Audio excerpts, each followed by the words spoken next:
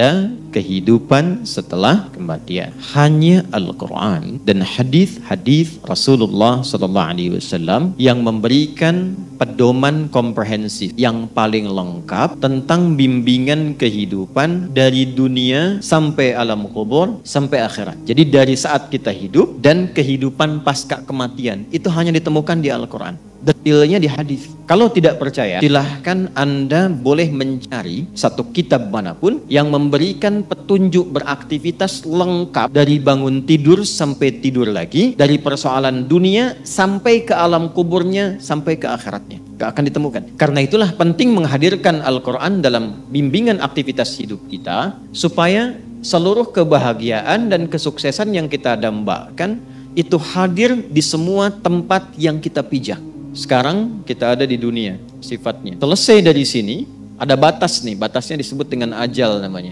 Fa idza jaa ajaluhum la yastakhiruna sa'atan wala yastaqdimun. Semua yang berkehidupan di dunia itu punya batas waktu, nggak ada yang abadi. Semua punya batasnya dan akan meninggalkan tempat ini. Karena itulah setelah tiba batasnya tak bisa ditawar apakah diundur ataupun ingin dimajukan. Jadi percobaan bunuh diri pun, na'udzubillahi min dzalik, jangan pernah dilakukan. Sebab sia-sia, kalau belum datang ajal nggak akan meninggal.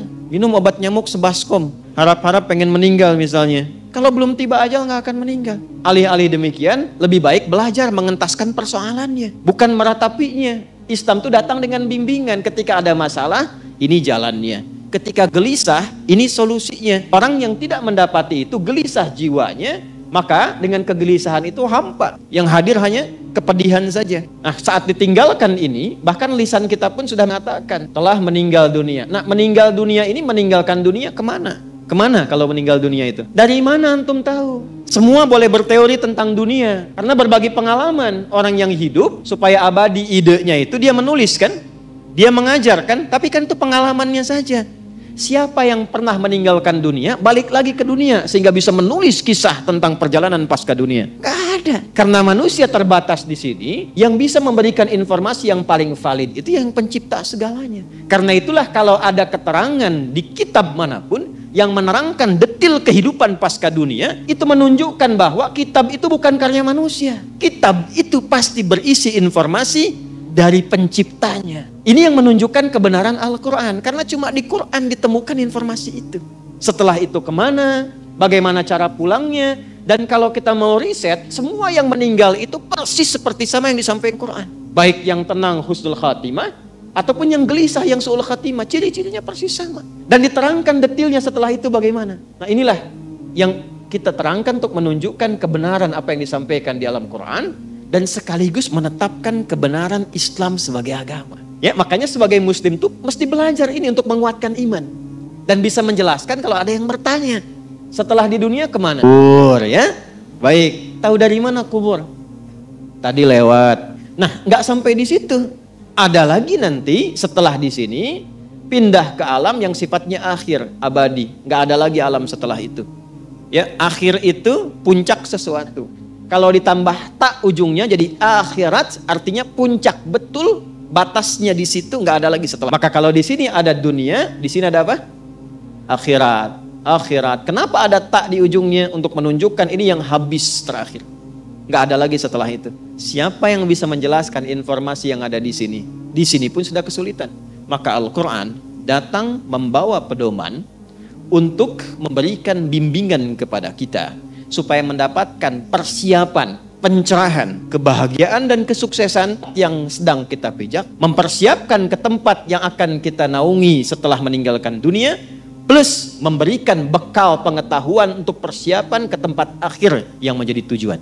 Maka Quran menjelaskan datang dengan keterangan. Amma yatasa'adun anin naba'i azim alladhi hum fihi mukhtalifun. Kalla, thumma kalla, sampai 5 ayat ini muncullah keterangan-keterangan yang terkait kehidupan pasca kematian. Kehidupan pasca kematian digambarkan di dalam Al-Quran dengan 2 kata. Satu, ada yang disebut dengan kubur. Kata ini dan turunannya disebutkan 8 kali dalam Al-Quran. Kedua, Ada yang disebut dengan barzakh, 3 kali disebutkan dalam Al-Quran. Bila disebutkan dengan kubur, itu yang dimaksudkan adalah tempat atau alamnya. Bila disebutkan dengan barzakh, itu adalah pemisahnya dengan alam yang lain. Jadi kalau kita mendapati kata barzakh, maka yang dimaksud adalah dinding pemisahnya, baik itu dengan dunia yang sebelumnya ataupun dengan akhirat yang setelahnya. Kullu nafsin dha'iqatu, setiap yang bernyawa itu pasti akan merasakan, mengalami kematian. Saya ingin tunjukkan betapa detailnya Quran berikan informasi kepada kita. Setiap yang bernyawa, kullu nafsin. Nah, nafas ini sumber kehidupannya. Di ruh, kalau sudah masuk ke dalam tubuh kita, itu namanya disebut dengan nafas. Dari mana taunya? Kita tempatkan dulu misalnya dengan ayat supaya jelas. 1 Quran surah ke-15 Al-Hijr ayat 28 sampai 29. Wa idh qala rabbuka lil malaikati inni khaliqum bashara ma'im masnun fa idza sawaituhu wa nafakhtu fihi min ruh. Saat dicipta itu terjadi proses fisikal dulu. Jadi proses pertama kurang lebih selama 4 bulan itu, ya 40 hari pertama penyatuan antara spermatozoa dengan ovum, 40 hari kedua berbentuk zigot, mulai menempel di dinding rahim berproses, 40 hari ketiga mudghah berbentuk daging keratan, baru ditiupkan roh. Jadi usia 4 bulan kandungan itu seorang ibu yang sedang mengandung, pas usia 4 bulan itu rohnya sudah ditiupkan ke dalam janin yang dikandung. Nah, saat roh masuk ke dalam fisik itu berubah namanya menjadi nafas. Bila sempurna fisiknya itu telah dicipta, usia 4 bulan maksudnya proses penciptaan itu berlangsung, maka wa nafakhtu fihi min ruhi, rohnya masuk.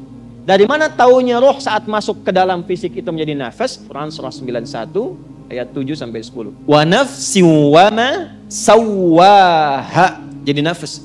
Dan ketika fisik sempurna itu tercipta dalam arti proses sampai 4 bulan itu, ya, maka dalam 4 bulan itu tercipta dari rangkaian proses tadi, sawwa, oleh Quran disebut sawwa, masuk rohnya, jadilah nafas disebutnya. Maka dari sini diserap ke dalam bahasa Indonesia menjadi nafas, bernafas. Kapan tanda kehidupan itu bisa didapati? Kalau kita bisa merasakan detak nafasnya. Kenapa namanya berubah? Roh dengan nafas itu sama-sama roh, tapi ketika masuk kenapa disebut nafas?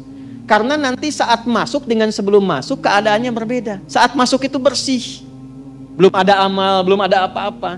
Saat sudah menyatu, bergerak dengan fisik, beraktivitas, di situ membentuk amal, ya.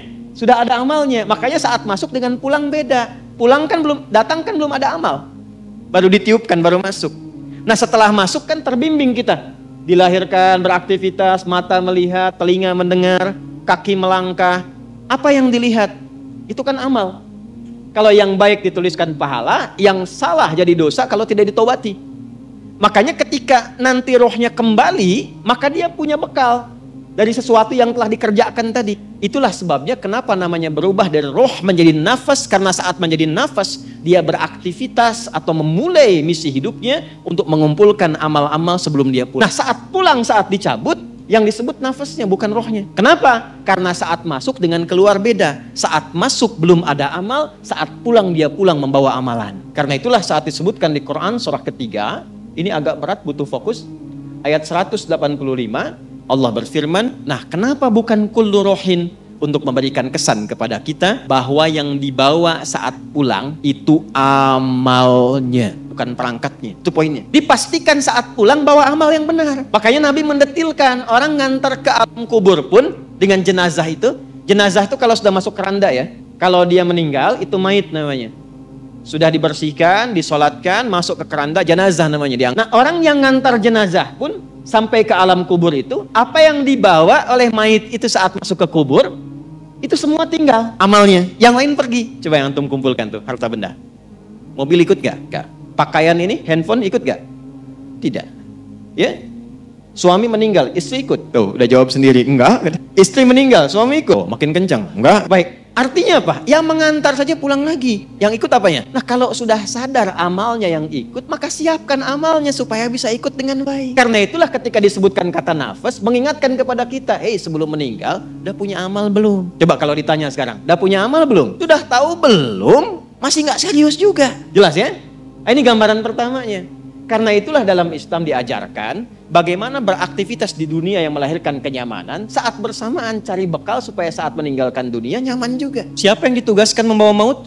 Quran lagi. Kita pakai Quran aja, nggak usah ngarang ya. Kan kita kembalikan ke Quran tadi. Quran surah 32 ayat 11. Qul yatawaffakum malakul mautil ladzi wukkila bikum. Viralkan Muhammad SAW, sampaikan pada umatmu semuanya, telah ditugaskan satu malaikat membawa maut.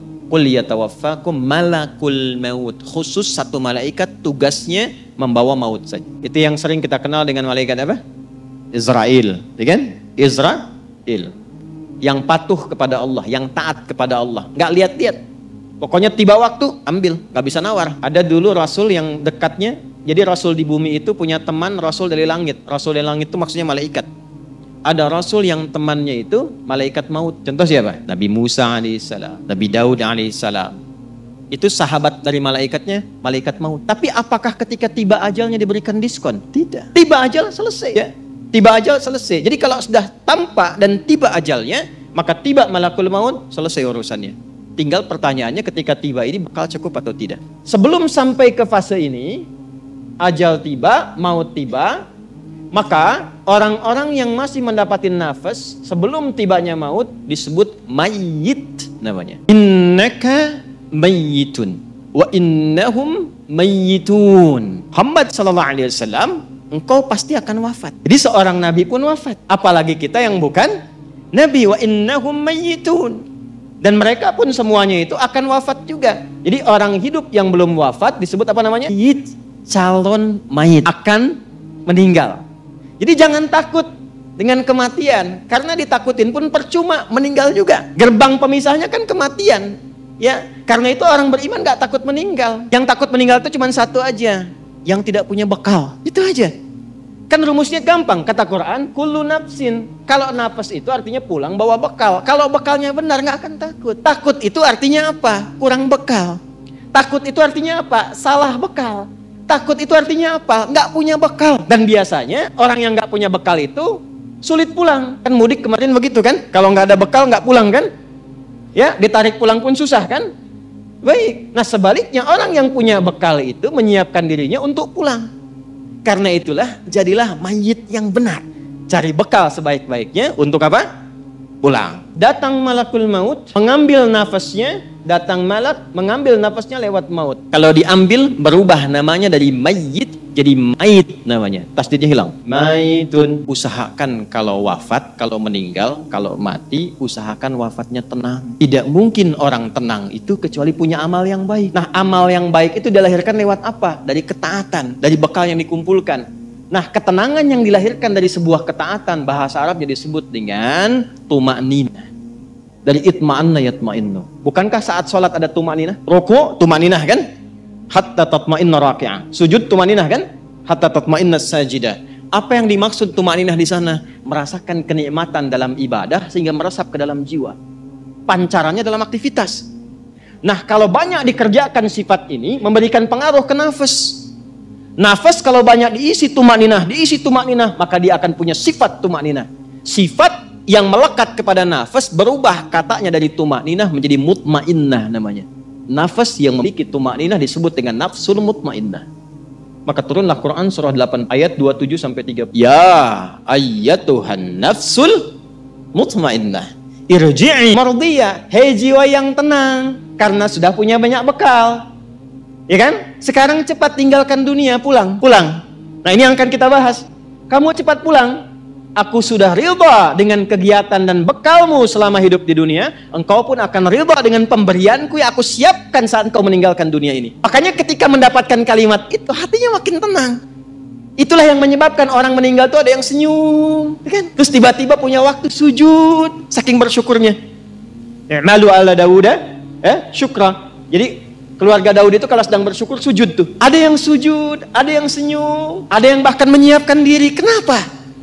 Karena dia sudah merasakan panggilan yang memberikan ketenangan pada jiwanya, bekalnya siap. Ya, radiyatan mardiyah. Fadkhuli fi ibadi. Masuklah dalam golongan hambaku, ibad. Kita tuliskan ini, tuliskan dulu. Wadkhuli jannati. Jannah ditemukannya di mana? Tuh lihat, Allah sudah memberikan pendahuluan. Saat akan meninggalkan dunia ini sudah dibuka oleh Allah untuk menguatkan persiapannya selama ini. Disiapkan alamnya di sini, ditunjukkan surganya di sini. Bahkan ada orang-orang yang saat wafatnya sudah ditunjukkan tempat surga, tempat pulangnya. Pernah dengar seorang saleh sama Asiyah, Sayyidah Asiyah, istrinya siapa? Firaun. Bukankah saat diikat di tiang dan akan dieksekusi, tiba-tiba beliau berdoa kan? Ya, Rabbi najjini min Fir'auna wa amalihi. Ya Allah, mohon anugerahkan aku keselamatan dari buruknya siksa Firaun. Jadi beliau ingin menunjukkan manfaat dari keimanan saya selama ini. Ya Allah, tolong buktikan sebelum saya wafat. Ya, jangan berikan kepada saya rasa untuk dihukum oleh Firaun. Maka apa yang Allah tampakkan? Allahu Akbar. Saat diikat itu, tiba-tiba ditampakkanlah tempat indahnya di surga. Istananya ditampakkan. Lalu beliau tersenyum. Saat senyum itulah kemudian diwafatkan oleh Allah sebelum mendapatkan hukuman Firaun itu. Dan saat senyum itulah Firaunnya komen. Apa kata Firaun? Ini perempuan mau disiksa kok malah senyum. Karena ada yang tidak tampak dalam pandangan manusia sebelum seseorang kembali kepada Allah Subhanahu wa taala. Karena cukup bekalnya, tenang jiwanya, ditampakkan tempat pulangnya dan pulang dia dalam keadaan kesenangan yang sangat luar biasa. Nah, ini sudah fitrah, teman-teman. Sukun ini fitrah, kalau sudah mayit sukun. Cuman nggak banyak orang sadar ketika melihat sukun. Apa persiapannya selama hidup menjadi mayit di sini? Dan bagaimana kita menyusunnya, itu yang coba kita uraikan dalam bagian kedua di materi kita. Satu, yang pertama kita mulai dari barzakh dulu yang paling sedikit. Kata barzakh, bila disebutkan dalam bahasa Arab, dia berarti sah dari dua tempat yang tak nampak secara kasat mata. Pemisah dari dua tempat yang tak nampak secara kasat mata. Jadi kalau nampak remang-remang, nutup tapi masih kelihatan remang-remang. Nggak nyata kelihatannya. Itu disebut satar namanya. Pernah dengar sutrah? Sutrah ya? Kalau mau sholat ada sutrah kan?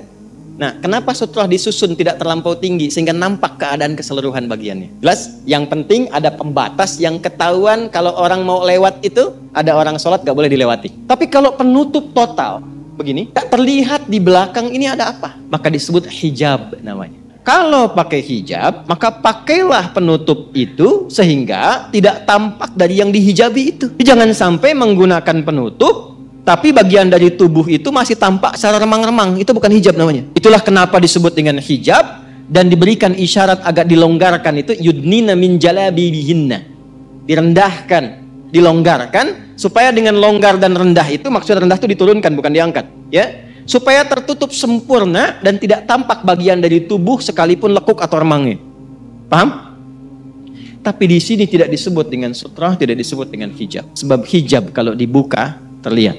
Untuk alam ini sifatnya disebut dengan barzakh, bukan sutrah, bukan hijab. Jadi kalau antum mendapati dua bagian, ini satu A, ini B. Ini ada pembatas yang tidak menyatukan ini, nggak bisa ketemu nih. Di sini nggak bisa ke sini, nggak bisa ketemu, ini nggak bisa ketemu. Ya, tempatnya misalnya kelihatan tuh, dari sini kelihatan, tapi nggak bisa mempertemukan ini. Ini balik lagi ke sini, balik lagi ke sini. Ini barzakh namanya. Kalau di lautan yang luas, yang besar, pernah melihat misalnya di YouTube, ya, atau National Geographic ada tiba-tiba ikan, terus balik lagi, ikan balik lagi. Ketika diteliti ternyata itu pertemuan dua arus di situ. Ya, kemudian tiba-tiba ada pembatas di antara dua itu sehingga ikannya nggak sampai ke tempat lain. Begitu nyampe ke sini, balik lagi. Nyampe ke sini, balik lagi. Dan dahsyatnya, karakteristik ikan di wilayah ini tidak sama dengan ikan di wilayah sini. Dan itu kalau dicari di kitab manapun, keterangan itu ditemukan di kitab suci hanya dalam Al-Quran. Surah ke-55 ayat 19 sampai ayat 2. Marajal bahraini yaltaqiyan bainahuma barzakhul la yabghiyah. Allah pisahkan dua arus air dalam lautan itu. Ya, marajal bahraini yaltaqiyan, yang keduanya itu ya nggak bisa menyatu, ketemu di satu titik tapi nggak bisa nyatu. Kenapa nggak bisa bersatu? Bainahuma barzakhul la yabghiyan, karena keduanya ada dinding pembatas yang tak nampak secara kasat mata. Jadi nggak kelihatan dindingnya, pemisahnya nggak kelihatan, tapi alamnya ada. Ya, pemisahnya nggak kelihatan, alamnya ada. Tempatnya kelihatan, tapi alamnya nggak kelihatan, pemisahnya ada. Sehingga ikan itu kelihatan oleh kita nih. Ini arus ini, arus ini. Coba balik aja, balik. Dindingnya kelihatan. Yang paling dahsyat ada lagi yang airnya yang satu itu, ya, asin, yang satu itu awar. Dan itu ada di Quran juga. Surah 25, ya, Al-Furqan. Hadza 'azbun furatun. Kemudian wabilhun ujaj. Satu lagi asin. Yang ini tawar segar, yang ini apa? Asin. Itu di Quran surah ke-25 Al-Furqan. Nah, yang ingin saya katakan adalah kalau disebutkan barzah, jadi ada dinding pemisah yang tak nampak pemisahnya ini. Cuman kalau dilihat tempatnya, ada tempatnya. Ada tempatnya. Cuman keadaan di tempat itu kita nggak tahu apa.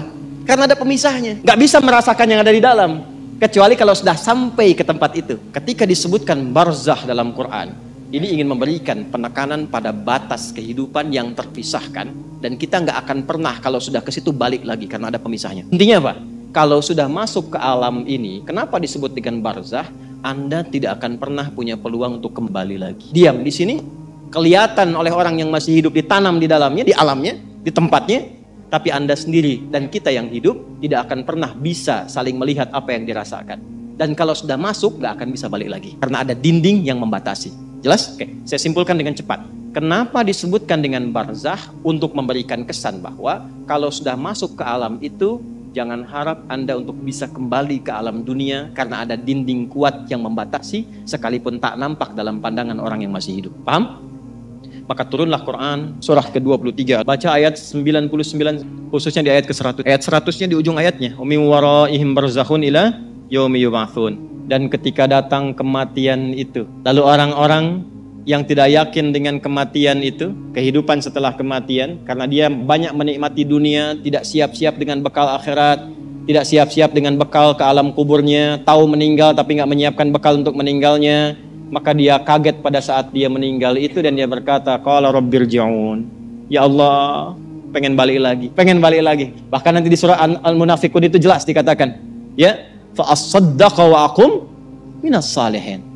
Di sini juga nanti ayat 100-nya begitu, amal salihah. Ya Allah, berikan saya kesempatan, saya pengen mengganti semua kegiatan saya selama hidup sebelum meninggal. Berikan kesempatan sekejap saja, saya ganti semua dengan yang saleh. Engkau ridai. Jadi Allah ingin menekankan bahwa jangan sampai ada penyesalan setelah masuk ke alam kubur ini karena ada dinding pemisah yang tidak bisa membuat Anda itu kembali lagi ke dunia. Jadi mumpung belum masuk, siap-siap. Nah kalau sudah masuk ada pemisah yang kuat yang nggak bisa mengembalikan lagi kita ke dunia. Jelas sampai sini? Kalau mendengar kata barzah, ini akan dimaksudkan. Kalau mendengar kata barzah, maka ingat-ingatlah bekal apa yang sudah kita kumpulkan agar tidak menyesal setelah masuk ke alam kuburnya. Itu maksudnya. Saya ulang. Kalau mendengar kata barzah, maka segera tancapkan ke dalam jiwa untuk mengingat bekal yang telah kita kumpulkan. Karena kalau sudah masuk ke alamnya, yang disebut dengan kubur, ada dinding pembatas yang akan menghalangi kita untuk kembali lagi ke tempat yang pernah kita beraktivitas. Tak akan mungkin bisa kembali. Apalagi kalau Anda menyelam ke lautan. Atau misalnya melihat tayangan, tiba-tiba kemudian disebutkan di channel pengetahuan, ini ada dinding pemisah, ikan-ikan gak bisa masuk ke situ, dia balik lagi. Maka segeralah berpikir, itulah yang ditampakkan oleh Allah setelah kita wafat, ada dinding pemisah yang tidak akan pernah menjadikan kita kembali ke tempat asal. Paham? Yuk kita simpulkan. Satu, simpulan pertama, Allah menekankan dengan kata barzakh kepada setiap insan beriman. Pas, kalimatnya insan beriman ya, kalau nggak beriman itu pilihan. Allah menekankan dengan kata barzakh pada setiap insan beriman agar berbekal berupa amal saleh sebelum wafat sehingga tidak menyesal saat di alam kubur dan meminta kembali ke dunia. Tenang, masih dunia Bu, bisa diperbaiki. Alam kubur nggak bisa kembali. Sudah? Agar tidak menyesal saat di alam kubur dan minta kembali ke dunia. Kenapa tempat disebut alam? Dari kata alima, kata alamat, penunjuk. Karena di tempat itu Allah menunjukkan tanda kebesarannya. Jadi setiap kita masuk ke tempat tertentu mesti kenal di mana setiap tempat yang bisa mendekatkan diri kita kepada Allah. Makanya kalau jalan-jalan cari tempat yang bisa mendekatkan diri kepada Allah. Kalau belajar di tempat yang bisa mendekatkan diri kepada Allah. Karena itulah tempatnya disebut dengan alam. Ya, alam dunia, alam akhirat, alam hewan, alam tumbuhan. Dijamakkan jadi alamin. Siapa yang punya alamin? Siapa yang merawat? Yang punya, yang merawat, yang memberikan kebutuhan disebut Rabb. Kita memuji setiap hari 17 kali. Alhamdulillah. Tapi yang muji ini nggak kenal Allah. Itu anehnya. Atau barusan sholat, tapi cari tempat yang menjauhkan dia dengan Allah. Itulah sebabnya kenapa disebut dengan alam. Kalau sudah muncul tanda kebesaran Allah, berubah dari alam jadi ayat namanya. Makanya kalau ke alam kubur, jalan-jalan ke kuburan lihat, itu mesti mampu mendekatkan diri dengan Allah. Bagi insan beriman. Insan beriman tuh begitu melihat nih kubur, ini alamnya. Makanya alamnya disebut kubur, tempatnya kubur. Kenapa bagian dari alam? Sebagai tanda bahwa kita akan ke situ. Supaya ingat. Makanya Nabi kan sering mengingatkan, ke alam kubur itu kan untuk ingat akhirat kan? Bukan untuk ingat dunia. Ya, ini gambarannya. Bagaimana keadaan di kubur. Mau yang baik dulu atau yang menegangkan dulu? Yang baik dulu ya. Tenang dulu. Baik. Quran surah ketiga Ali Imran ayat 169 sampai 171. Wala tahsabannal ladzina qutilu fi sabilillahi amwata. Jangan Anda duga orang-orang yang telah wafat meninggalkan dunia, tapi dia menjadikan semua aktivitas dunianya itu sebagai bekal persiapan pulangnya. Dia lakukan semua kegiatan dunianya berdasar petunjuk Allah. Jadi semua kegiatan dunia yang dilakukan berdasar petunjuk Allah, diikutkan petunjuk Allahnya, itu bahasa singkatnya disebut fi sabilillah, di jalan Allah. Di jalan Allah tuh mengikuti petunjuk Allah. Paham? Nanti ada beberapa bagian, yang rendah sampai yang puncak. Puncaknya yang berjuang dengan nyawanya dan hartanya. Ya, dijahiduna fi sabilillah bi amwalihim wa anfusihim. Jadi mereka berjuang di jalan Allah dengan harta sampai jiwa sampai wafat. Itu tingkat tertingginya. Macam-macam, nanti ada yang ulama kan, ada yang pejuang saat berjuang dalam ya tindakan militer diniatkan fi sabilillah, ada. Tapi jangan lupa tingkat paling dasarnya adalah semua aktivitas kita dari bangun tidur sampai tidur lagi. Kalau kita niatkan mengikuti petunjuk dari Allah, itu aktivitasnya fi sabilillah, di jalan Allah untuk menaati Allah. Jadi jangan batasi fi sabilillah itu dalam konteks perjuangan fisikal saja. Dalam artian perjuangan militer, jangan dibatasi di situ, itu puncaknya. Atau perjuangan ilmu. Ya, perjuangan ilmu itu di Quran surah 9 ayat 122. Seperti antum sekarang datang, itu tinggi nilainya. Kalau tidak ada tuntutan berjuang dengan fisik, misal, dan kita tidak berharap ini ya, kita jaga kedaulatan negara, Indonesia dalam ancaman, kita terpanggil seperti pejuang kita dulu melakukannya. Bedanya apa? Niatnya fi sabilillah, karena Allah memerintahkan itu. Jadi berbahagialah bila ada satu negara, ada umat Islam di situ. Karena umat Islam yang ada di satu negara, dia akan berjuang membela dan memakmurkan negaranya atas perintah Rabb. Jadi kalau ada ancaman, itu orang Islam itu orang pertama datang, itu yang keluar. Ya, yang mengeluarkan resolusi jihad siapa? Ulama. Kiai Haji Muhammad Hashim bin Asy'ari, itu ketua resimen wilayah Jawa Timur. Resimen Jawa Tengahnya itu Mr. Kasman Singodimejo. Jawa Baratnya Kiai Haji Nur Ali. Kalau masuk ke Tasik Kiai Zainal Mustafa, itu ulama semua. Jangan salah. Dan mereka mengambil risalahnya dari mana? Yang di Riyadhus Shalihin itu. Yang babul ikhlas wa ihdarun niyat. Bagaimana berjuangnya fi sabilillah, maka keluar resolusi jihad. Itu berjuangnya itu. Makanya nanti ada, kita temukan apa di antaranya? Ya, ada Hizbul Wathan. Ya, pasukan-pasukan itu relawan-relawan untuk berjuang. Dan nanti digabungkan dengan TNI. Makanya di Sabta Marga dari 7 itu, yang ketiganya itu ada keimanan. Sabta Marga kan 7 tuh, TNI itu ya. Yang pertama, kami warga negara Indonesia yang bersendikan Pancasila. Kedua, jadi patriot. Ketiga, kami kesatria Indonesia yang beriman pada Tuhan Yang Maha Esa, menegakkan kebenaran, kejujuran, dan keadilan. Baru yang keempatnya, kami tentara. Jadi tentara itu kalau ada iman. Ya, di situ ada keimanan. Di jiwa patriot, kenegaraan, kesatria, kapan? Ketika beriman. Nah, itu jalan yang tertingginya. Nah, tingkat terendahnya menjadikan semua aktivitas kita untuk menaati Allah. Itulah fisabilillah. Karena itulah dalam Islam semua kegiatannya itu ada panduannya. Temukan dimanapun, ada nggak orang baru bangun tidur sudah diberikan bimbingan. Dan kalau kita mau jujur, bukankah semua aktivitas kita itu ada doanya, ya kan? Nah, doa itulah bimbingan kegiatan yang menjadikan semua aktivitas kita mengikuti petunjuk Allah fisabilillah. Bangun tidur ada doanya nggak? Ada. Terus mau mandi nih, ke kamar mandi. Langkah kaki diatur, ada doanya nggak? Ada. Begitu keluar ada doanya. Masuk dengan keluar sama nggak doanya? Berpakaian ada doanya nggak? Antum mau kerja cari nafkah ada doanya nggak? Dibaca nggak? Tuh. Katanya pengen berkah, pengen dilindungi Allah, tapi nggak dibaca. Aneh manusia zaman sekarang nih. Doa itu bukan sekedar kalimat formal yang menjadikan kegiatan aktivitas jadi ibadah, bukan. Tapi isinya ini panduan hidup. Jadi kalau kita keluarkan, kita pahami, kita dalami, terus diamalkan, itu panduan. Contoh, yuk kita cek satu aja. Bangun tidur baca apa tadi? Alhamdulillahilladzi ahyana ba'dama amatana wa ilaihin. Baik. Tahu dari mana? Ya. Saya tunjukkan pada Anda, bahkan dari mulai bangun itu sudah diajari cara bangunnya. Yang kalau dilakukan dapat pahala. Sunnah itu jangan dilihat aktivitasnya saja. Ikut Nabi dapat pahala. Baca doa, dapat pahala. Tapi kalau kita niatkan doa itu untuk menaati Allah dan Rasulnya, itu saat pulang, surganya sesurga dengan Nabi. Tidak cukup dengan amin, tahu dulu. Dan dengan semua Nabi. Dengan semua Nabi. Itu ada di An-Nisa, Quran Surah 4 ayat 69. Wa may yuti'illaha war rasul, faulaika ma'al ladzina an'ama Allahu 'alaihim minan nabiyyin ulaika rafiqa. Dzalikal fadlu minallahi wa kafa billahi. Allahu akbar. Makanya tiap hari kita minta 17 kali, teman-teman. Istaqim siratal ladzina an'amta 'alaihim ghairil maghdubi 'alaihim. Nah, siratal ladzina an'amta 'alaihim itu siapa? Tafsirnya di An-Nisa ayat 69. Wa may yuti'illaha war rasul fa ulaika ma'al ladzina an'ama Allahu 'alaihim. Kita minta, ya Allah, siratal ladzina an'amta 'alaihim, kata Allah, ma'al ladzina an'ama Allahu 'alaihim. Siapa mereka? Minan nabiyyina, orang yang di surga ditempatkan oleh Allah sesurga dengan semua nabi yang pernah bertugas di. Masya Allah, ketemu lagi di surga. Antum di mana? Oh, depan saya Kiai Fulan, belakang saya Ustadz Fulan. Kalau antum di mana? Saya biasa aja.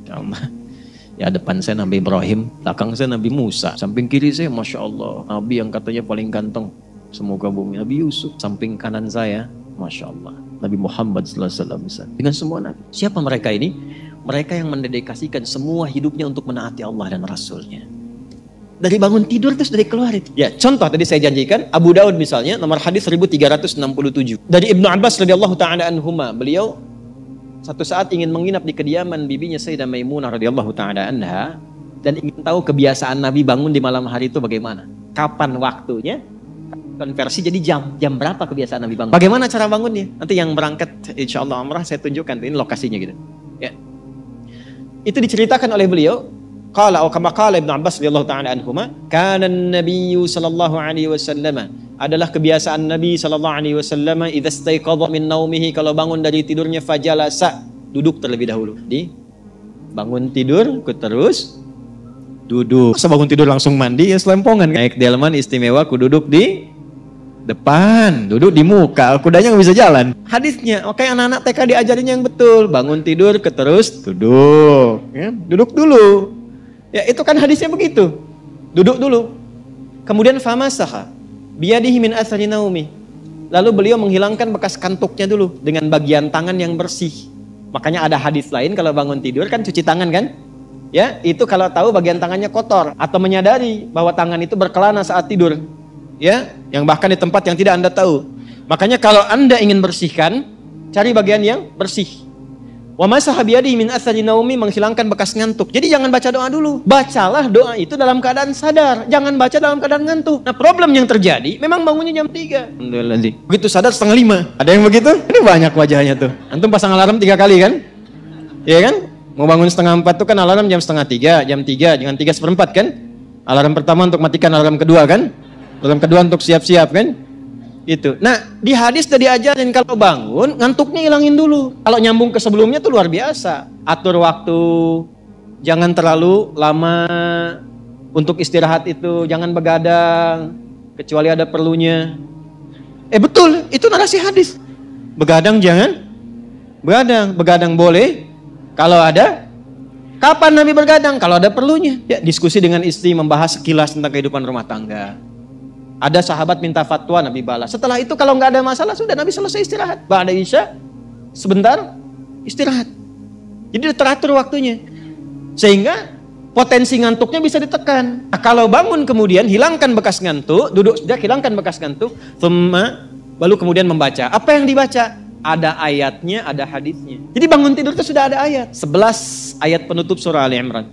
Dari surah ketiga ayat 190 sampai ayat 200. Inna fi khalqis samawati wal ardi wa ikhtilafil laili wan nahari la ayatin li ulil alladzina yadhkuruna Allaha qiyaman wa qu'udan wa 'ala wa yatafakkaruna fi khalqis samawati wal ardi rabbana ma khalaqta hadza batila subhanaka faqina. Catat ini ya. Saya sampaikan ini langsung kalau teman-teman ngaji tafsir dengan hadis dapat ini. Kalau antum penutup Ali Imran ayat 190 sampai dengan 200 dan dipahami isinya, Allah akan jaga antum dari perbuatan maksiat selama hari itu. Satu. Yang kedua, membimbing antum untuk meningkatkan pengetahuan selama beraktivitas. Yang ketiga, dibimbing oleh Allah mengerjakan segala aktivitas yang mengantarkan pada ridha dan surganya. Itu makna yang Ali Imran di penutupnya itu.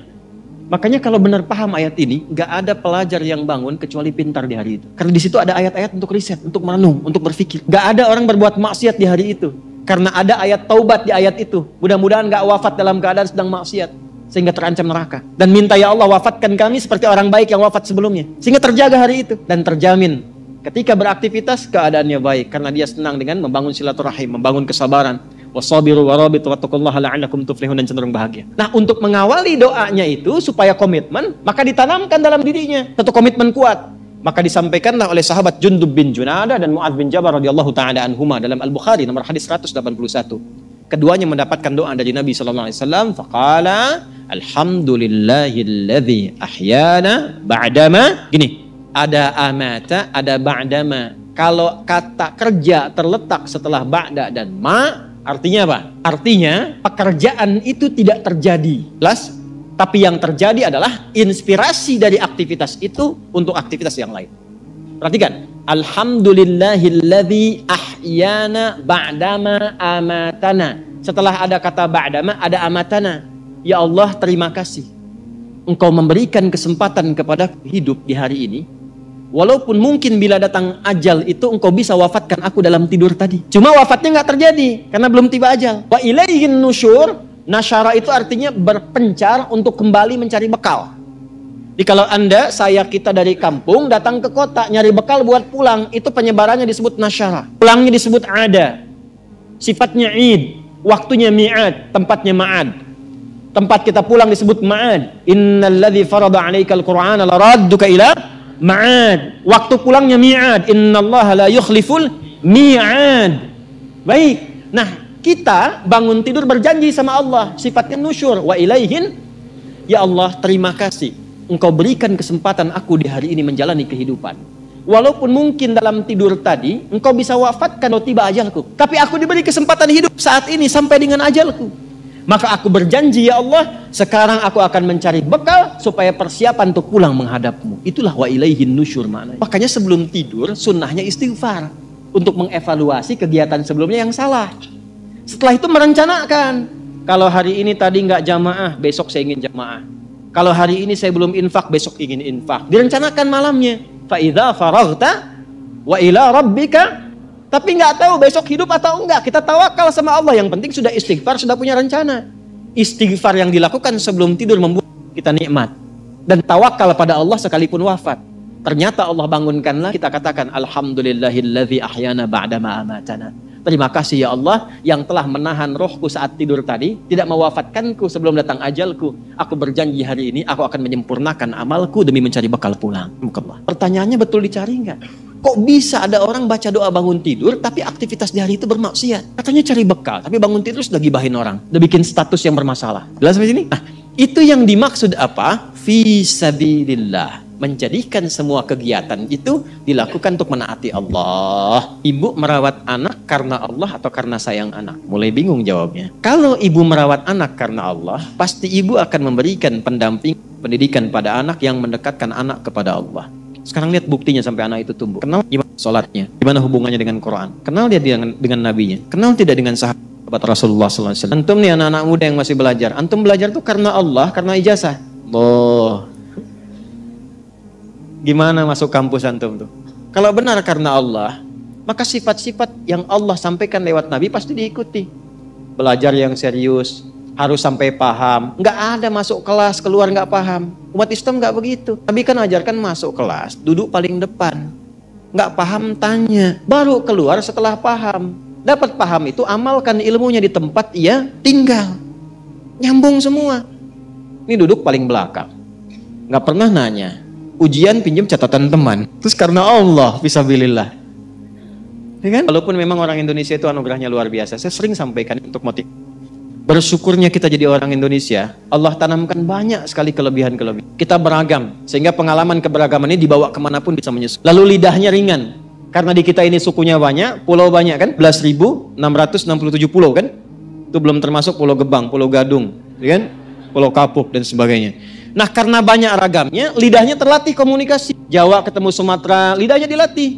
Sumatera ketemu Kalimantan, kita tahu ini dialeknya, tapi lidah kita tanpa terasa dilatih. Akhirnya apa? Saya perhatikan nampaknya di dunia ini, di antaranya saya baru temukan orang Indonesia yang cepat belajar bahasa apapun seperti penuturnya. Kalau dia bicara nggak kelihatan orangnya, bicara bahasa Inggris misalnya, "Hey John, where have you been?"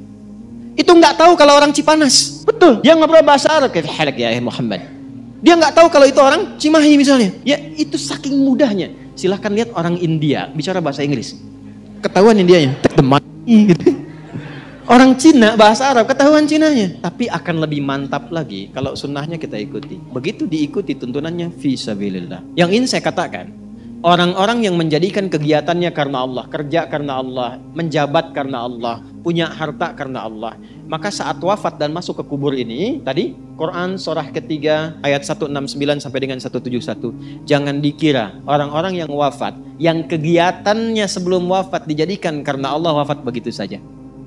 Ayat ini turun untuk merespon dugaan orang yang meninggal waktu berjihad dengan Nabi, lalu wafat dalam perjuangan fi sabilillah, yang berjuang, berperang. Ini ayat tentang perang Uhud. Meninggal, mereka mengatakan tuh kan, dengan Muhammad sia-sia tuh, meninggal aja udah, mati aja. Apa ini ikut-ikut Muhammad SAW? Kalah juga kan, mati juga kan? Maka turunlah ayat-ayat untuk memberikan penguatan kepada umat Islam. Kalian yang nggak ikut berperang pun meninggal juga kok, kan? Kalian yang duduk ngopi pun meninggal juga kok. Karena di antara mereka ada yang mengatakan lebih baik duduk-duduk, ngopi-ngopi, teh-teh aja katanya, daripada ikutan begitu. Kalian meninggal juga. Mau sembunyi di tempat yang dilapis baja pun meninggal juga. Kalau sudah tiba ajal wafat. Tapi bagaimana meninggal yang berkualitas? Maka turunlah ayat ini memberikan penjelasan. Mau yang ikut di militer, yang belajar, yang merawat di rumah tangga, yang bekerja, meninggallah dalam keadaan berkualitas sehingga dimuliakan di alam kuburnya. Jangan kira orang yang wafat yang menjadikan hidupnya fi sabilillah wafat begitu saja. Bal ahya'un 'inda rabbihim yurzaqun. Mereka diberikan kenikmatan berlimpah di alam kuburnya. Jadi ada kehidupan setelah kematian. Yang dimaksud mati, wafat, maut, meninggal itu adalah meninggalkan dunia. Jadi berpisah kehidupan kita di dunia, memasuki kehidupan baru di alam kubur. Jadi di alam kubur itu bukan diam begitu saja, ada hidup lagi. Ya.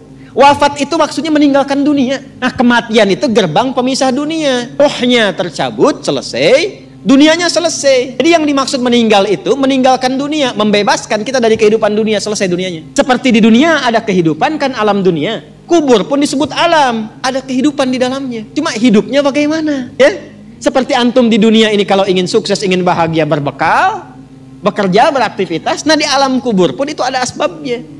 Mesti berbekal juga. Apa di antara bekalnya? Saya ingin motivasikan dulu. Ada orang begitu gembiranya mendapatkan limpahan dari hasil berbekalnya saat di dunia. Yastabshiruna. Nah, billadzina lam yalhaqu bihim min khalfihim alla khaufun alaihim walahum yahzanun. Kalau mereka mampu, yastabshir bukan basyara. Ada basyara, ada istabsyara. Kalau basyara, orangnya masih hidup, minta disampaikan pada yang lain yang hidup. Contoh, Nabi Muhammad SAW masih hidup. Diberikan beliau perintah oleh Allah, sampaikan pada umatmu ini sekarang tentang keutamaan surga. Maka turun Quran surah kedua ayat 25. Wa basyiril ladzina amanu wa 'amilus salihati anna lahum. Tapi kalau kalimatnya menggunakan istabsyara, itu umumnya bermakna ingin menyampaikan tapi tak punya kemampuan menyampaikan karena keadaannya sudah berbeda. Perhatikan detailnya bahasa Quran. Orang yang wafat yang menjadikan hidupnya berdedikasi untuk menaati Allah, di alam kubur diberikan kenikmatan, saking nikmatnya pengen kasih tahu yang masih hidup. Istabsyiruna billadzina lam yalhaqu bihim min khalfihim. Mereka ingin menyampaikan pada yang masih hidup, gak usah nangis, jangan banyak meratap. Saya ini sudah mendapatkan kesenangan melebihi apa yang pernah kita dapati saat di situ itu. Kalau bisa cepat ke sini, itu kalimatnya. Kalau bisa cepat ke sini. La khaufun alaihim walahum yahzanun. Enggak usah takut dengan kematian.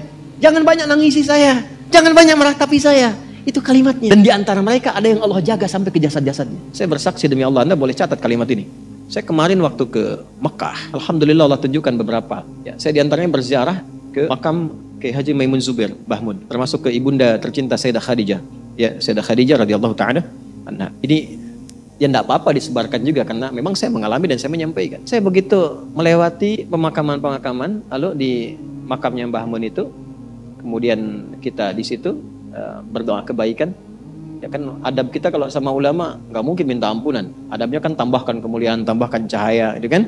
Dan telah selesai kan? Baik, itu bau harum yang saya dapat. Wangi.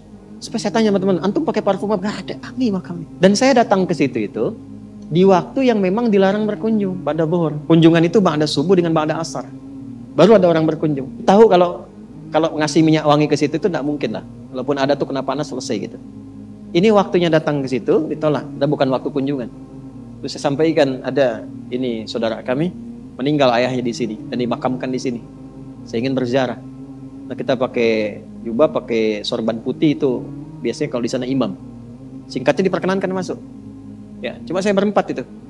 Ya, saya 2 pendamping 2, kemudian 1 sahabat kami Pak Mukhlis Hashim, ayahnya Ustaz Hashim Yahya. Orang baik, orang saleh, tinggal 30 tahun dia jadi ustaz dai, wafat punya 3 permintaan. Wafat hari Jumat, ya.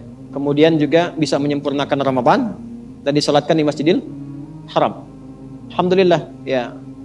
Terkabul. 2 terkabul, yang 1 diselesaikan Ramadan sampai ke Syawal dulu. Ya, jadi disolatkan di Masjidil Haram. Tadinya nggak bisa dimakamkan di Ma'la. Yang ketiga minta di Ma'la. Tadinya nggak bisa dimakamkan di Ma'la. Yang ada tertulis di pekuburan Raya. Tapi last minute yang terakhir masuk Masjidil Haram tiba-tiba bisa di Ma'la. Nah, ketika dimakamkan di Ma'la, kami datang ke sana, kami berziarah. Nah, itu Masya Allah. Kemuliaan itu luar biasa. Ya belum yang tampak-tampak sekarang kok bisa guru ngaji nggak pernah ketahuan orang makamnya utuh 20 tahun, 15 tahun. Jasadnya utuh. Makam utuh biasa, jasad utuh. Coba terangkan. Gigi masih ada, kulit masih ada, rambut sebagian masih ada. Guru ngaji yang orang mungkin nggak pada kenal keadaan di kampung, tapi dia meyakini ada kehidupan setelah kematian. Dan betapa banyak orang-orang terlihat hebat nuansa kehidupan dunianya, tapi maaf hanya ditemukan tulang belulang dalam alam kubur ini. Sekarang sudah banyak bisa kita akses, bisa kita lihat. Kalau sudah ditempatkan begitu belum sadar juga, dengan cara apa lagi Allah memberikan hidayah. Bahkan orang bikin sinetron hidayah dari alam kubur. Masya Allah. Dia ngajar ustaznya hidayat lagi. Nah karena itu nggak boleh berleha-leha. Maka ini yang senang ini yang kalau nggak percaya ikutin aja dulu, nggak ada ruginya atau meninggal juga, nggak ada ruginya kan? Atau meninggal juga dan kegiatan kita nggak berubah. Antum yang ke kampus juga, cuman kita merubah caranya, kita niatkan karena Allah. Innamal a'malu bin niat, kan tetap ke kampus yang sama, belajar di tempat yang sama, ujian dengan soal yang sama, nggak ada ruginya. Yang meningkat apa? Kualitasnya, yang meningkat semangatnya. Meninggal juga sama-sama meninggal juga. Jadi kalau kita ikhtiarkan dari sekarang, tidak merubah keadaan dunia kita. Yang presiden tetap presiden, yang bupati tetap bupati, yang pebisnis tetap pebisnis. Nggak merubah keadaan kita.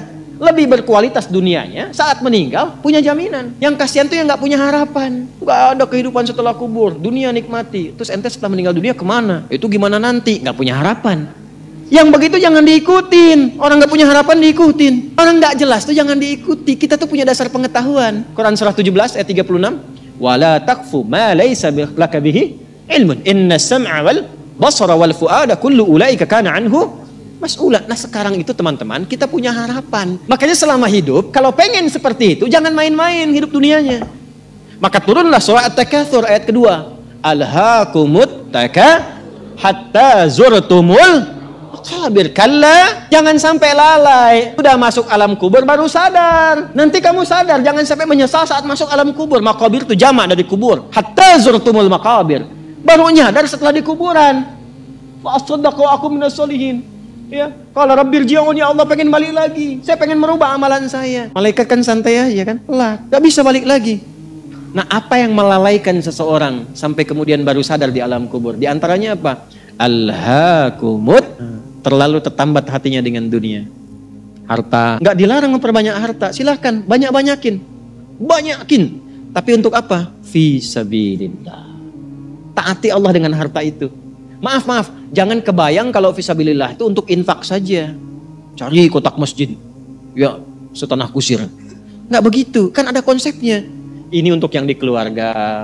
Bagaimana kenyamanan di rumah, bikin rumah yang nyaman sehingga punya musalla. Anak-anak sekolahkan di tempat yang mengenal Allah, tingkatkan kualitasnya. Pakai untuk umrah, pakai untuk haji. Lihat saudara-saudara di samping. Setelah itu lebarkan. Baru ada babnya lagi setelah orang tua, saudara, kerabat, ada anak yatim. Baru dibuka untuk itu dapatnya. Nah sekarang pandai-pandai dengan harta antum menghitung kebutuhan sebulannya berapa, tabungan pemetaannya berapa. Nah yang lewat dari situ itu titipan Allah, bekal antum untuk mendapatkan ridhonya. Apa bab ibadah lewat harta? Tunggangi itu. Jangan terlalu bergantung. Nanti begitu meninggal baru sadar mau balik lagi nggak bisa. Antum sekarang punya kedudukan. Satu saat hilang kedudukan itu. Pelajari bab tentang fikih kedudukan. Bagaimana menaati Allah lewat kedudukan. Bikin kebijakan yang baik. Sebelum meninggal. Antum lagi belajar sekarang. Taati Allah lewat ilmu. Bagaimana cara belajar yang benar? Sebelum meninggal. Bahkan ada orang meninggal sebelum wisuda. Saya punya adik murid, ngaji juga dengan kami itu. Saat di Libya, di Tripoli. Itu saat masuk belum hafal Quran. Harapannya pengen hafal Quran. Minimal 2 tahun saat di sana. Saya masih ingat orangnya tuh Masya Allah. Baik, banyak senyum. Ya, saya buka lah namanya itu ya, untuk diikuti. Ahmad Rashidi namanya. Masya Allah. Ya. Itu baik, gak pernah cari konflik macam-macam. Tenang, taat. Di sana itu kan tiap 2 tahun kalau lulus ujian, itu boleh pulang untuk nengok keluarga. Itu beliau itu pulang ngasih hadiah ke keluarganya dengan hafalan Quran yang telah dituntaskan selama 2 tahun di sana. Begitu pulang orang menyebutnya dengan berita, kita nangis semua tuh. Dengan beritanya kecelakaan, naik motor, nabrak truk, meninggal. Tapi yang Anda ingin saya tekankan pada kita semua, bahkan sebelum wisuda formal di kampusnya dia dapati, Allah memberikan wisuda dan menghormatinya dalam keadaan sebagai penghafal Al-Quran. Allah lebih menyenanginya memberikan mahkota saat kembali untuk diviralkan ke alam seluruhnya dibandingkan dia mendapatkan pujian dunia dengan wisuda dunianya. Bahkan ada orang yang sebelum khatamnya itu, sebelum selesai kuliahnya bisa jadi meninggal. Tapi yang terbaik apa? Pernah nggak berpikir, Anda ini yang kuliah 4 tahun kan lama durasinya. Menghafal Quran itu kalau santai itu 2 tahun teman-teman. Itu Masya Allah santai bisa hafal. Kenapa Anda ini yang belajar sekarang di kampus-kampus ya 4 tahun S1, 2 tahun S2, 2 tahun S3, kenapa nggak dipakai sekalian juga menghafal Quran?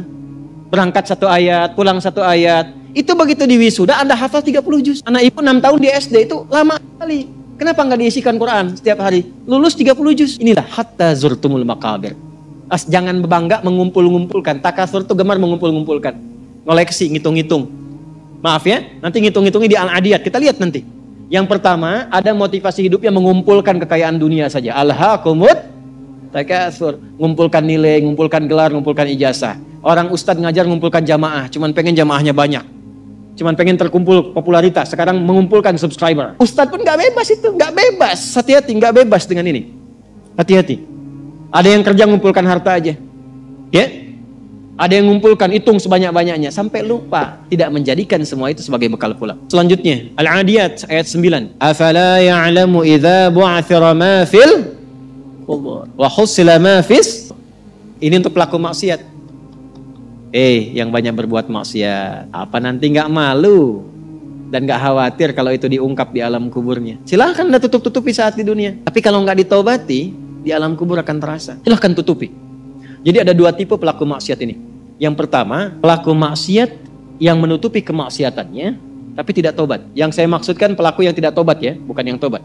Jadi pelaku maksiat, dia sadar dia maksiat. Dia bisa tutupi dari manusia, tapi dia pilih nggak tobat. Nah ini nanti akan diungkap di alam kubur. Dan diberikan satu muqaddimah azab nerakanya. Yang kedua, pelaku maksiat yang sadar dengan maksiatnya dan secara terbuka dia bermaksiat karena merasa kuat dengan menunaikan atau mengerjakan perbuatan maksiat itu. Biasanya nanti ada kita akan lihat nih. Ya, nanti di Quran banyak tipenya. Ada yang punya kedudukan, ada yang punya harta, karena merasa banyak harta dia bisa bayar, bisa bayar. Sehingga nyaman dengan maksiat. Ya? Terancam, bayar, selesai. Ada yang mau menyakiti, bayar, selesai. Ada yang mau protes, bayar, selesai. Dia merasa bisa bayar, itu ada. Dan tokoh tertingginya Qarun kan? Ya, tokoh tertinggi siapa? Qarun. Nanti ada ayat di Quran banyak sekali, banyak. Termasuk nanti fase Madinah. Ya, di Ali Imran tuh banyak sekali. Yang kedua yang punya kedudukan. Ya, contoh tertingginya Firaun. Dia merasa punya kedudukan, merasa punya segalanya. Setelah itu dia tampakkan kemungkaran, berbuat maksiat karena merasa bahwa tidak akan ada yang bisa menghalangi dengan kedudukan itu. Bagi yang merasa nyaman dengan kekuatannya, baik itu kedudukan ataupun harta, sehingga terang-terangan berbuat maksiat dan merasa tidak ada yang mampu untuk mencegahnya, itu saat masuk kuburnya langsung ditampakkan neraka pagi dan petangnya. Di surah Ghafir, surah ke-40, ayat 4. An-naru yu'raduna 'alaiha ghuduwan wa 'ashiyya. Hati-hati ya, hati-hati. Wa yauma taqumus sa'atu adkhilu ala fir'auna asyaddal. Dicontohkan langsung Fir'aun dan koleganya. Kolega Fir'aun itu ada beberapa jenis. Satu, pemodalnya, pengusaha yang zalim. Itu namanya Qarun. Jadi biasanya kalau ada penguasa zalim di backing oleh pengusaha gelap misalnya, itu sudah komplit tuh keburukannya. Ya. Nah ini dikisahkannya dengan Qarun yang pengusaha gelapnya. Kemudian ada pemikir yang menyimpangnya. Ya, pemikir yang menyimpang. Jadi ada intelektual yang hanya menguatkan kebijakan-kebijakan buruk saja supaya ini jalan. Orientasinya dunia. Ya. Siapa? Haman, sekaligus jenderalnya juga. Haman. Kisah Ba'lam berbeda nanti. Nah ini disebut dengan koleganya ala Fir'aun. Jadi biasanya, hati-hati, fikihnya maksudnya begini. kedudukan itu kalau sudah semakin tinggi, kedudukan yang semakin tinggi, maka di antara ujiannya adalah ada potensi-potensi yang mengajak pada penyimpangan. Dan dengan kedudukan itu, biasanya suka ada dorongan-dorongan menggunakan kedudukan untuk berbuat mungkar dan tampak kemungkaran itu. Yang paling bahaya kalau itu tidak banyak disadari sehingga merasa kuat untuk berbuat yang salah. Itu bahaya. Pun demikian, harta banyak itu potensi menghadirkan ujian. Dan di antara ujian itu ada dorongan untuk menyimpang. Ya, bukan hanya ria, pamer, tidak. Tapi menggunakan harta dengan cara yang tidak benar. Nyogok, menghambat keburukan, bagus. Tapi mendatangkan kemaksiatan, buruk. Yang lain lagi apa? Ilmu bagus, tapi ditempatkan di tempat yang tidak bagus, bahaya. Nah, orang-orang seperti ini menggunakan ilmunya untuk bermaksiat terang-terangan. Ya. Bahkan nanti ada yang menggunakan ilmunya untuk membela orang menyimpang. Ada. Ya. Di zaman Nabi itu ada bazar, zaman Nabi. Ya, yang memang dibayar untuk apa? Untuk menjegal dakwahnya Nabi dan untuk memberikan satu gambaran buruk, citra buruk tentang Nabi. Ada yastakhfuna minan nasi wa la yastakhfuna minallahi wa huwa ma'hum idh yubayyituna ma la yarda minal qaul. Kerjaannya apa? Kerjaannya kumpul-kumpul. Mereka menganggap bahwa itu aman dari Allah untuk merendahkan Nabi. Mereka merasa punya pelindung. Ya. Awas, mereka punya rasa punya pelindung. Ayat sebelumnya kan wala tujadil 'anil ladzina yahtanuna anfusahum. Itu kecaman kepada orang-orang pintar yang membela orang-orang yang suka menyoal. Jadi ada bazar yang kalau malam-malam suka kumpul, suka merumuskan bagaimana cara merendahkan Nabi, bagaimana cara merusak citra Nabi. Nah, setelah mereka tampil, itu dibela, di backing orang-orang pintar yang bahkan menguatkan tindakan mereka. Dan saking sayangnya di antara mereka ada yang mengaku muslim. Itulah yang masuk pada golongan Abdullah bin Ubay bin Salul, yang munafik itu. Nah, kalau nggak disebutkan kapan kejadiannya, siapa orangnya, itu tandanya akan muncul lagi di kemudian hari keadaan-keadaan serupa dengan tokoh yang berbeda. Itu mesti hati-hati. Ya. Nah, itu orang-orang pintar yang mengaku muslim, ya, bahkan yang non muslimnya itu diminta berpikir, ha antum haula'i, ya, tuhibbunakum wa la yuhibbunakum. Hei, ha antum haula'i jadaltum anhum fil hayatid dunya. Engkau ini kenapa sih membela mereka dengan ilmumu? Maka apakah engkau bisa menggunakan ilmumu untuk mendebat Allah di hari kiamat nanti? Pertanggungjawabannya bagaimana? Yang pintar ditanya oleh Allah, yang kepintarannya dipakai untuk maksiat, itu akan dihisab oleh Allah. Ya, kalau bahasa bebasnya begini, coba pakai lagi kepintaranmu itu untuk membela mereka di hadapanku. Hati-hati.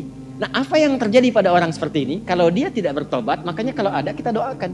Bukan sibuk mencela, bukan menutup peluang mereka untuk bertobat. Selama masih hidup, masih punya hak untuk soleh. Makanya jangan libatkan diri kita pada perdebatan yang tidak bermutu. Jangan rendahkan orang, walaupun dia pelaku maksiat. Minimal kita doakan. Tunjukkan jalan yang benar. Setelah itu abaikan. Abaikan. Itu ayat Qur'annya demikian. Quran surah keempat ayat 140. Ya, wa qad nazzala 'alaikum fil kitabi an idza sami'tum ayatillahi yukfaru biha wa yustahza'u biha fala taq'udu ma'ahum hatta yahudu fi haditsin ghairi innakum idzam mithluhum innallaha jami'ul munafiqina wal kafirina fi jahannam jami'a. Kalau ada orang usil menyoal agama, mengolok-olok dan sebagainya, cukup tinggalkan, jangan banyak dikomeni, jangan banyak direndah. Quran itu indah sekali.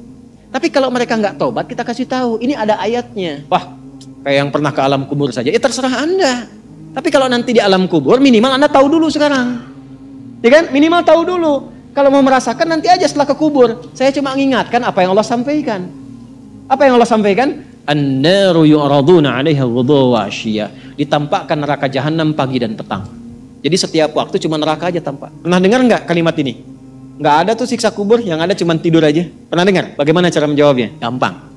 Kalau ada yang mengatakan nggak ada siksa kubur, yang ada cuma tidur saja, maka tanyakan pada mereka, kira-kira kalau kamu tidur, ketemu kuntilanak botak, jeleknya naudzubillah, terus teriak-teriak di depan muka kamu, kamu pengen cepat bangun atau tidur terus? Biasanya kalau mimpi buruk bangun atau tidur terus? Bangun tuh karena takut atau tidak? Merasa tersiksa tidak? Maka tidak ada siksa yang paling pedih kecuali saat orang, berada di alam kuburnya tak bisa bangun lagi, ditampakkan neraka terus di alam kuburnya. Bukankah itu siksa? Jadi nggak usah bicara tentang man rabbuka man imamuka ma kita buka. Gampangnya ente kalau tidur mimpinya ketemu neraka jahanam terus dari pagi sampai terus dan nggak bisa bangun-bangun, tersiksa nggak? Nah, itulah gambaran pertama yang disampaikan dalam Al-Quran. Jadi orang-orang yang maaf sekali gemar mengumpulkan harta hanya untuk pamer saja, untuk mengoleksi dunia, tak pernah punya visi hidup untuk pulang, maka mesti hati-hati. Alhaakumut takatsur. Orang yang maksiat terbuka nggak mau sadar mesti hati-hati, ya, karena cara pulangnya itu berbeda. Apabila yang dikubur itu sudah terungkap, terbuka semua. Maksudnya selesai, terbelah. Ini kiamat. Jadi dikubur pun nggak selamanya. Ya. Ada yang pengen abadi di alam kubur? Tidak, nggak selamanya. Ya. Jadi kalau yang nikmat di alam kubur tadi, kan diberi kenikmatan ya. Kenikmatan pembuka. Itu cuma mukadimah aja Pak Bu. Insya Allah nanti kalau sudah masuk kubur, ya, insya Allah mudah-mudahan dimuliakan. Itu kalau dapat kemuliaan, itu cuma pembuka. Itu cuma pembuka saja. Mukadimah saja. Diberi kenikmatan melimpah, enak, istirahat, nyaman dan macam-macam, ya. Itu cuma pembuka aja. Nanti satu masa selesai di situ. Wa idzal quburu bu'tsirat. Selesai semuanya. Kali kita ke alam lain, puncaknya ke akhirat. Nah, ayat ini Al-Infitar ayat yang keempat ingin menegaskan di alam kubur pun tidak abadi. Berarti yang pelaku maksiat tadi menyimpulkan, nggak apa-apa kan cuma sementara mimpinya bangun. Iya, Cepi. Cuma saat bangun lebih dahsyat. Jadi yang dimimpi keluar semua. Kalau tadi kan sudah diungkap ya. Di kuburnya bagaimana, nikmatnya bagaimana, bahayanya bagaimana yang mengancam. Nah, sekarang kita akan masuk ke kubur tidak? Akan masuk tidak? Nah, maka di Abasa ini diingatkan. Quran surah 80 ayat 21. Orang yang hidup itu satu saat pasti akan diwafatkan. Kalau sudah wafat akan dikuburkan. Di semua kita tidak ada yang bebas dari penungguan di alam kuburnya. Jadi Allah sadarkan mumpung masih hidup, dari dua kejadian tadi, ambil ibrahnya, siapkan diri kita, karena kita nggak akan bisa menolak kematian. Kalau sudah wafat, pasti dikubur. Jadi kalau kita sudah sadar, ini resiko kebaikan, ini resiko keburukan, dan kita tahu akan wafat, akan dikuburkan, bagaimana cara persiapannya? Supaya nggak lalai tadi ya. Maka Al-Mumtahanah ayat ke-13. Ya ayyuhalladzina amanu la tatawallaw qauman ghadiballahu alaihim qad ya'isu kama ya'isal kuffar min apa? Ashabil kubur. Maka jangan banyak bergaul dengan orang-orang yang menjauhkan kita dari ridha Allah Subhanahu wa taala. Cari teman yang baik sekarang. Pertama, maaf, bikin kebaikan di rumah tangga dulu. Itu kan teman hidup, ya. Awas, hati-hati. Kalau melihat istri kurang baik atau sebaliknya, jangan dihakimi, jangan difonisi. Justru Allah kirimkan antum itu untuk menebarkan kebaikan dan menyempurnakan kesemaan bersama. Jelas? Jadi sekarang yang dilakukan teman hidup dulu. Rubah jadi baik dulu. Anak-anak jadi baik dulu. Setelah itu cari tempat tinggal yang baik. Bergaul dengan orang baik. Antum yang kuliah cari teman yang baik. Antum yang kerja cari teman yang baik. Maaf. Kalau ada tawaran, kedudukan ke hartanya berlipat, tapi menjauhkan Anda dari Allah, ingat ini. Tsumma amatahu fa aqbarah. Ingat saat ditawari itu Anda meninggal. Dikubur, ingat ancamannya. Ingat pasalnya tuh. Ya, ingat suratnya. Paham? Nah, karena itu masukkan ayatnya, jangan sekali-kali menjadikan keadaan di sekitaran kita justru memperkuat datangnya ancaman Allah dan nestapa saat kembali ke alam kuburnya. Bahkan orang-orang yang tidak beriman pun, yang buruk pun, yang beriman tapi maksiat pun, itu sejatinya ketika temannya masuk ke kubur nggak mau ikut-ikut. Makanya disindir oleh Allah. Hei, kamu ini sadar nggak sih? Orang yang mengajak kamu maksiat itu, lihat temannya meninggal pun, temannya wafat pun, dia nggak pengen ikut. Kadang-kadang dia abaikan. Coba lihat. Ya, ada pimpinan misalnya tingkat tertinggi. Lihat anak buah bawahnya misalnya, menjalankan tugas bahkan dari dia untuk berbuat salah, berbuat maksiat. Ya. Apakah mengedarkan narkoba atau misalnya membackingi kegiatan yang tidak baik. Lalu tiba-tiba dia wafat. Apakah peduli atasannya? Tidak. Yang ada yang terjadi jangan bawa-bawa atasan. Padahal dia yang nyuruh. Terus Anda mau jadikan teman yang seperti itu. Dia pada kawannya saja nggak bertanggung jawab. Dengan imannya saja dia nggak peduli. Kalau dia dengan Allah saja nggak peduli, kenapa Anda dia jadikan teman? Dan kenapa Anda menjadikannya dia teman? Kalau bahasa anak sekarang tuh begini. Allah aja dia gituin, apalagi kamu. Nabi aja dia cuekin, apalagi kamu kan? Ini peringatan Quran, ini bukan dari saya. Ini peringatan Quran. Jangan sekali-kali Anda dimanapun Anda berdinaskah, tugas formal, Anda berdagangkah, jangan berteman dengan orang menyimpang. Karena saat Anda susah pun yang akan peduli. Temannya aja yang sama-sama berbuat menyimpang, dia sisihkan, apalagi Anda. Wa ma yastawil ahya'u wal amwat. Innallaha yasma'u man yasha' wa ma anta bimusmi'in man fil qubur. Kalau Anda masih belum sadar juga, kata Allah, hei, kamu ini masih hidup, masih punya harapan, masih punya bekal. Kalau sudah meninggal, nggak sama keadaan orang hidup dengan wafat. Mumpung kamu masih hidup, karena kalau sudah meninggal, temanmu yang meninggal pun kamu nggak bisa dengar suaranya. Cuma saya yang tahu keadaan di alam kubur. Karena saya tahu, kata Allah, dan saya punya Rahman dan Rahim. Dengan sayang saya sampaikan kepadamu. Karena sayang saya. Ibu maaf, kalau ada anak misalnya, ingin berbuat menyimpang, ibu cegah tidak? Kenapa? Karena ibu sayang. Karena itulah ibu saking sayangnya, maaf, jangankan anak lahir, di dalam Saat dikandung pun bukankah dijaga dari yang mafsadat? Dijaga dari yang merusak. Ibu kalau sedang mengandung, mau nggak makan makanan yang kotor, makanan yang merusak? Tidak kan? Kenapa? Karena sayang kepada bayi yang dikandung, janin yang terkandung. Di tempatnya pun disebut oleh Allah dengan rahim. Karena ada rahim, dijaga betul. Miring kanan susah, kiri susah, telungkup gak mungkin. Dijaga supaya apa? Supaya di dalamnya merasakan ketenangan. Karena apa? Karena ada tempat disebut dengan rahim. Nah, Allah itu sifat rahim melekat kepadanya.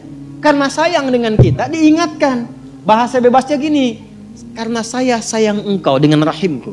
Karena saya cinta kamu dengan rahmanku. Jangan sampai masuk kubur, kamu tersiksa, kamu nestapa. Karena beda antara hidup di dunia dengan kehidupan di kubur. Masih hidup cari bekal. Karena engkau tak mampu mendengar apa yang terjadi dalam kubur. Jadi kalau tadi Allah sampaikan jangan bergaul dengan yang begini, jangan terlena dengan yang seperti ini. Itu karena Allah sayang dengan kita. Jadi kalau nggak sayang nggak akan mungkin diingatkan. Teruskan. Al-Hajj ayat ke-7. Yang ke-7-nya Al-Hajj ayat ke-7. Wa anna sa'ata atiyatun la raiba fi wa anna Allah yab'atsu man fil qubur. Tapi jangan khawatir. Sekalipun engkau masuk ke alam kubur kata Allah, karena sayang aku pesankan berbekal dari sekarang. Di alam kubur aku penuhi nikmatku kepadamu. Tapi itu cuma sementara. Besok-besok selesai aku bangkitkan semua kalian. Aku tepati janjiku untuk memberikan surga kepadamu. Karena itulah orang yang baru mau meninggal dalam sakaratul mautnya, kalau benar dia mengikuti apa yang Allah pesankan dari ayat-ayat tadi, maka Allah berikan pendahuluan sebelum masuk kubur. Ditampakkan bahkan surganya di hadapannya, dimasukkan dalam golongan hambanya, ditenangkan saat wafatnya. Ya ayyatuhan nafsul mutmainnah irji'i ila rabbika radiyatan fadkhuli fi wadkhuli jannahnya ditampak. Kalau ada orang yang tidak peduli dengan peringatan ini 7 ayat nih, itu pesannya. Ini bukan ilmu taati ya, untuk mengingatkan saja. Dan kita sulit sih. Tapi kalau antum ngambil jurusan yang sama, itu insya Allah mendapatkan kenikmatan. Contoh begini misalnya, kenapa ada ayat di Quran itu jumlah bilangannya sama, serupa dengan lawannya? Malaikat disebutkan 88 kali, setan disebutkan 88 kali. Nah, lawan tugas malaikat itu setan. Malaikat membisikkan, jumlahnya sama. Karena setiap hari pun kita nggak akan bebas dari 2 bisikan itu, baik atau buruk. Nah ini, kenapa ayat pengingat alam kubur dan kehidupan dunia 7 kali? Salah satu pesannya adalah karena kita 7 hari beraktivitas selama hidup di bumi itu. Maka diingatkan setiap hari. Maka setiap hari itu mesti ingat kematian. Sebelum tidur istighfar, siap nggak bekalnya, lihat temannya, selamat nggak keluarganya. Ya, maaf sekali, saya berulang kali minta maaf nih. Ya, berulang kali. Ada seorang suami saleh, istrinya salehah luar biasa. Satu kali suaminya karena kelelahan, bangunnya agak terlambat. Biasanya jam 3, ini setengah 4. Itu istrinya bangunkan sambil bersenandung. Pak, sayang, cepat bangun Pak. Perjalanan kita masih panjang, sedangkan ajal semakin mendekat. Sedangkan para musafir sudah punya banyak bekal di depan kita. Kita mesti nyusul mereka. Bangun Pak. Itu Masya Allah kalau pakai bahasa Arab indah sekali. Pak, ajal itu mendekat kepada kita. Sedangkan perjalanan masih panjang. Teman-teman kita sudah di depan, bekalnya banyak sekali. Maksudnya apa? Teman-teman kita sudah ada yang hafal Quran, sholatnya nggak putus, malamnya banyak tahajud, puasanya nggak putus, sunnahnya dikerjakan. Kita ini, ya Allah, mau bangun tidur aja susah ya Allah, mau tahajud aja susah. Sementara ajal datang semakin dekat. Pak bangun Pak. Takutnya kita meninggal malam ini. Kita nggak bisa menyusul teman-teman kita yang sudah di depan. Itu istri bangunkan suaminya. Ada lagi yang suami mau kerja dibisikin istrinya. Pak, jangan sampai cari yang haram ya. Papa nggak bawa apa-apapun ke rumah di hari ini, kami keluarga akan sabar. Mama akan tenangkan pada keluarga supaya sabar. Tapi Pak, kami nggak akan kuat merasakan sedetik pun di neraka jika Papa bawa yang haram ke rumah. Insya Allah. Nah ini disebutkan pengingat itu 7 kali. Di 7 ayat berbeda untuk mengingatkan setiap hari ingat wafat. Setiap hari ingat pulang. Setiap hari kita akan mengalami suasana di alam kubur. Jangan sampai meninggalkan dunia dalam keadaan yang terancam. Kalau masih nggak sadar juga dengan pengingat ini, muncul ayat ke-8. Di At-Taubah ayat 84. Tempatnya pun At-Taubah. Ngajak taubat dulu sebelum diingatkan. Tapi dasar karena nggak pengen taubat juga, maka munculnya ancaman. Kalau ada yang masih nggak peduli, bahkan ada orang Islam yang masih bertahan dengan keburukannya, menampakkan ke orang lain dengan sifat nifaknya, maka turun ayatnya. Wala tusalli ala ahadim minhum mata abada. Wala turih. Allahu Akbar. Innahum kafaru billahi wa rasuli wa matu wa hum fasiqun. Kalau ada yang masih begitu, dan Anda lihat diingatkan susah, masih menampakkan kemaksiatan, Allah langsung memberikan ancamannya. Kalau dia bertahan demikian sampai dengan wafat, gak usah disolatkan. Jangan sampai berdiri di depan kuburnya katanya. Kurang apa lagi? Tiap hari diingatkan. 7 kali, 7 hari beraktivitas, 7 kali diingatkan. Diberikan kasih sayang, diarahkan pada yang benar. Ditunggu sampai tobat, tapi masih mengancam. masih menampakkan kehebatannya sampai dia wafat. Maka peringatannya apa? Orang-orang yang sengaja menantang berbuat maksiat, menghalalkan dosa yang besar, itu dihukumi oleh Quran. Kafaru billah. Yang menghalalkan dosa besar itu dihukumi kufur. Tapi jangan sembarangan, ya, jangan sembarangan menghukumi. Karena ada yang punya otoritas di situ. Gak boleh Anda sembarangan, ini kufur, ini togut, ini gak boleh. Gak boleh. Ada yang punya otoritas dan ada yang paham fikihnya. Gak boleh sembarangan. Hati-hati kalau ada aliran mengajak Anda, ini togut, ini aja, bunuh aja, tembak aja, tinggalkan itu, tinggalkan. Karena ada yang punya otoritas untuk menentukan klasifikasi mana yang benar, mana yang salah, mana yang ini, mana yang begitu. Jangan sampai terbawa pada aliran demikian. Jelas ya? Baik. Tapi kalau ada yang nekat berbuat maksiat sampai wafat, kata Allah, Nabi pun sampai dilarang. Jadi ini ayat turun tentang Abdullah bin Ubay bin Salul yang hidupnya mengaku muslim tapi banyak sekali menyakiti Nabi. Banyak berbuat maksiat, bahkan merencanakan pembunuhan kepada Nabi. Ditampakkan oleh Allah, begitu Nabi ingin menampakkan sisi kemanusiaan dengan menyolatkannya, turunlah ayat ini. Jangan disolatkan Muhammad, jangan disolatkan. Biarnya sama teman-temannya. Jadi biasanya orang munafik ketemu munafik lagi, ketemu munafik lagi. Hati-hati, jangan sampai yang menyolatkan itu sama munafik, sama pembuat maksiat. Orang Islam dilarang yang beriman yang baik, bahkan wala takum ala qabri. Ke kuburnya pun jangan diantar, jangan berdiri di depannya. Jangan sampai terancam demikian. Karena itu kalaupun ada yang nampak ciri-cirinya, kita doakan supaya kembali ke jalan yang benar. Kita tunjukkan kebaikan dengan lemah lembut supaya dengan itu sadar dan menjadi bagian dari orang-orang beriman yang mendapatkan ridha Allah Subhanahu wa taala. Apalagi kalau itu bagian dari keluarga. Maka secara singkat saya simpulkan, jadikan mulai hari ini semua kegiatan kita fi sabilillah. Suami mendidik istri fi sabilillah. Menyayanginya fi sabilillah. Mohon tatap istri Anda, keluarga Anda sebagai titipan Allah dan Anda akan dihisab. Saya tuh kalau pulang malam saya tatap istri anak-anak saya yang sudah tertidur. Kadang-kadang suka tanyakan, ya Allah, di mana saya dihisab ini? Saya khawatir mengajar banyak orang datang tapi pada keluarga sendiri tidak mendapatkan perhatian sesuai dengan hak. Ya Allah, ketemu lagi enggak? Gitu. Antum dihisab, kan itu dipasangkan dengan ampun, bukan dengan yang lain. Itu dihisab. Maka perlakukan pasangan sebagai amanah Allah. Lakukan. Demikian juga istri kepada suami, anak-anak. Kemudian bekerja, lakukan fi sabilillah. Kalau sudah fi sabilillah nggak mungkin korupsi, nggak mungkin nyogok. Jangan pulang dengan membawa yang haram. Sayangi keluarga. Antum yang belajar nih, yang masih belajar, fi sabilillah. Jangan pernah nyontek ya, jangan malas-malas belajar. Semangat belajar, bangun bangsa, bangun negeri, lakukan sebagai ibadah kepada Allah Subhanahu wa taala. Kalau itu bisa kita kerjakan, maka kalla saya'lamun thumma kalla, kita akan melihat apa yang Allah berikan setelah wafat dan kita akan diperlihatkan oleh Allah perbedaan dengan orang-orang yang ingkar bersama orang-orang yang yakin dengan itu semua.